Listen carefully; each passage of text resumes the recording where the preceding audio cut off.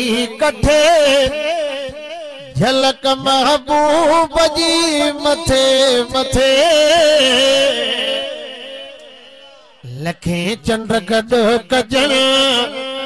भली मैदान में अचन तेरी के सब ये पुजंदा किथे हसीनन जो हुस्न हसीनन जो हुस्न कयो कुलई कठे झलक महबूब जी मथे मथे लखे चंड गड कजन भली मैदान में अचन तेरी के सब ये पुजंदा किथे हसीनन जो हुस्न हसीनन जो हुस्न दुनिया में कोई चेहरो अञा आयो ना है खुदा पाक एड़ो सुणो ठायो ही ना है दोस्त थोड़ो इके वक्त लिए हो थोड़ो जगह घणिया दुनिया में कोई चेहरो अञा आयो ना है खुदा पाक एड़ो सुणो ठायो ही ना है न ठाहींदो खुदा न चाहींदो खुदा पुनल आयो साजे आपखे हसीनन जो हुस्न हसीनन जो हुस्न कयो कुलई कठे झलक महबूब जी मथे मथे हसीनन जो हुस्न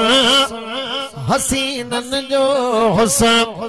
डिठो जल्द साईं यूसुफ कटियूं पंहिंजूं आंगुरियूं अकुल सब न्याए सटियूं पंहिंजूं आंगुरियूं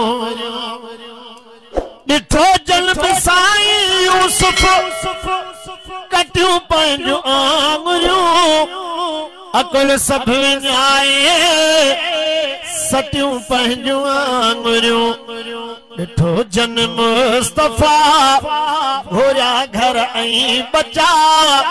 बचल हुई जान साध नौ कटे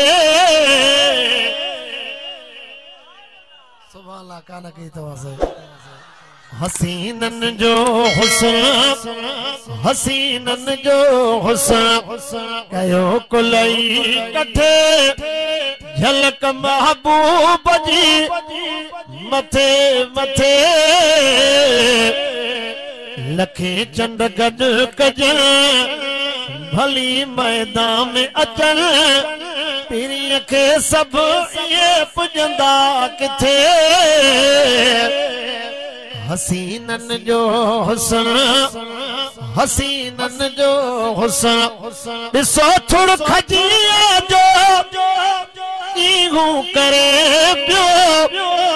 आकाज अॻियां सुडका भरे पियो पीरी मुख थी न परे नथी मुंहिंजी सरे हुजा हर वक्त मां तो सा कठे हसीनन जो हुस्न हसीनन जो हुस्न भला भाग तुझा आहिल हाकिम फकीर एडो खुश न होंदा दुनिया जा अमीर भला भाग तुझा आहिल हाकिम फकीर एडो खुश न होंदा दुनिया जा अमीर सना पढ़ंदो तुरा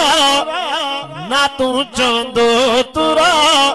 खुदा जन्नत ॾींदो तोखे सॾे हसीनन जो हुस्न हसीनन जो हुस्न कयो कुलई कठे झलक महबूब जी मथे मथे लखे चंड गड कजन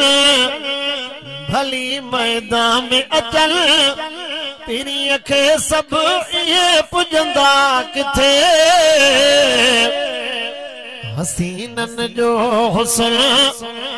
हसीनन जो हुस्न